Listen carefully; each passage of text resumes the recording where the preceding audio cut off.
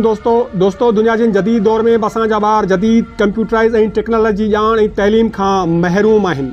बदकिस्मती सां बदीन ज़िले जे समूरनि सरकारी हाई स्कूलनि जा गवर्नमेंट बॉयज़ हाई स्कूल ॾेई में TMG जहिड़े इदारे तरफ़ां क़ाइमु कयल कंप्यूटर लैब गुज़िरियल 8 सालनि खां बंदि पियल आहे।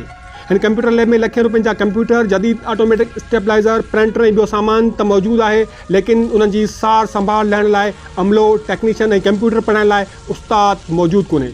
इहा हिन दौर में असां लाइ वॾे में वॾी बदकिस्मती आहे जो अमीर ऐं पैसे वारे माण्हुनि जा ॿार त प्राइवेट स्कूलनि में ॻरियुनि फ़ीअनि जे एवज़ हिन ज़माने जी जदीद टेक्नोलॉजी ऐं कंप्यूटर जी तइलीम हासिलु करे रहिया आहिनि, लेकिन ग़रीब ऐं मिसकिन माण्हुनि जा ॿार लखें रुपयनि जा कंप्यूटर ऐं ॿी मशीनरी हूंदे बि उन जदीद तइलीम खां महरूम आहिनि।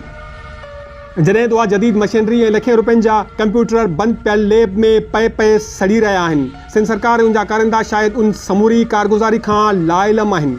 गवर्नमेंट बॉयज़ हाई स्कूल ॾेई में क़ाइमु कयल कंप्यूटर लैब जे बंदि हुजण ऐं कंप्यूटर क्लास न हलण बाबति उतां जे शागिर्दनि ऐं शागिर्दनि जो चवणु आहे त कोविड-19 जी सूरत में असांजा ऑनलाइन क्लासिस न हले छाकाणि त असां कंप्यूटर हलाइण न पिया ॼाणूं ऐं असां वटि अहिड़ो को टीचर रखियो वञे जीअं असां कंप्यूटर लैब हलाए सघूं ऐं असां जेका जदीद दौर में कंप्यूटर जी तइलीम असां हासिलु करे सघूं। असां DC बदीन ऐं वज़ीर तइलीम सैयद मुराद मुखिया खां रिक्वेस्ट था करियूं त असांखे कंप्यूटर लैब जल्दी खोलाए ॾेई वञे।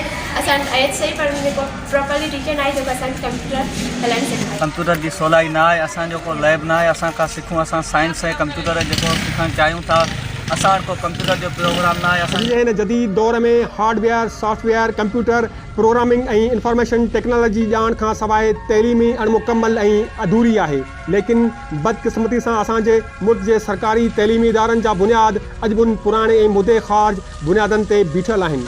जदीद तइलीम जी ज़रूरतनि बाबति गवर्नमेंट बॉयज़ हाई स्कूल ॾेई जे HM होदखान खोसो ऐं अलज़मा पब्लिक स्कूल जे प्रिंसिपल सर ग़ुलाम मुर्तज़ा जमाली ॻाल्हाईंदे चयो जेको कंप्यूटर लैब असां वटि या टीम जी बदीन तरफ़ां हिकिड़ो प्रोग्राम शुरू कयो वियो बदीन ज़िले पूरे में ऐं सभिनी बदीन ज़िले जे हाई स्कूल में मिडल स्कूल खे इहे कंप्यूटर प्रोवाइड कया विया हुआ, जिन में उन्हनि पंहिंजा टीचर्स रखिया हुआ मुख़्तलिफ़ पघारनि जे हिसाब सां, कंहिंखे ॿारनि जे रेशे हिसाब सां।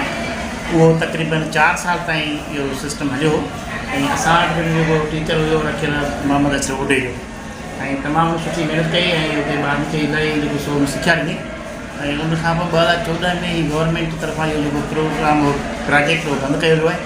उन खां पोइ अञा ताईं उन कंहिं क़िस्म जो को अहिड़ो ऐलान ई कोन कयो आहे पोइ असां कंप्यूटर सेंटर हलायूं था या पंहिंजा माण्हू रखूं था या को टीचर रखूं था। बराबरि असांखे तमामु घणी ज़रूरत आहे कंप्यूटर जी हिन दौर में ऐं असां वटि गवर्नमेंट जो को टीचर कंप्यूटर टीचर या कंप्यूटर ऑपरेटर रखियलु न आहे।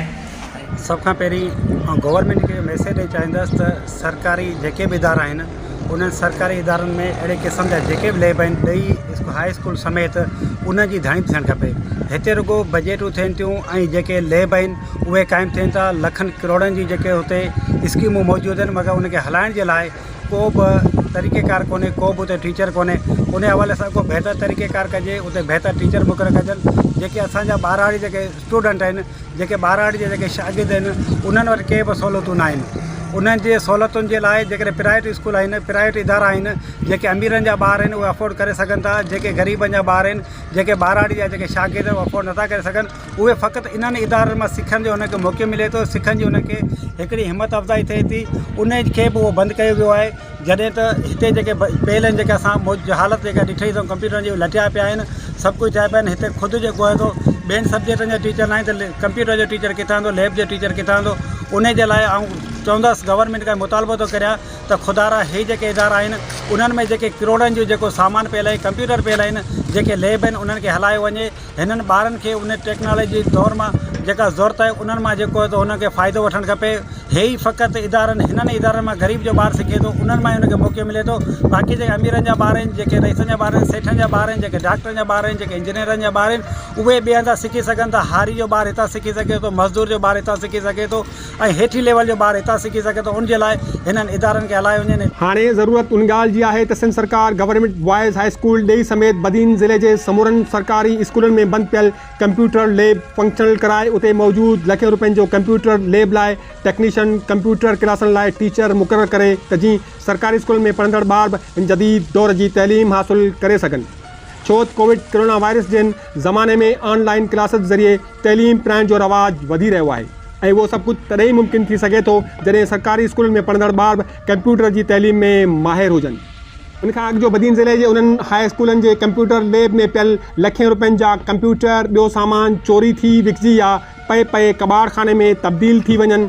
सिंध सरकार उहो समूरा कंप्यूटर लैब खोलण जा के तकड़ा बंदोबस्त करे त जीअं ग़रीब ऐं मिसकीन माण्हुनि जा ॿार ॿिन जदीद तइलीम मां फ़ाइदो पिराए सघनि। कैमरामैन शाहनवाज़ अमली सां गॾु मुर्सा शाम, अवां जो आवाज़ ॾेई।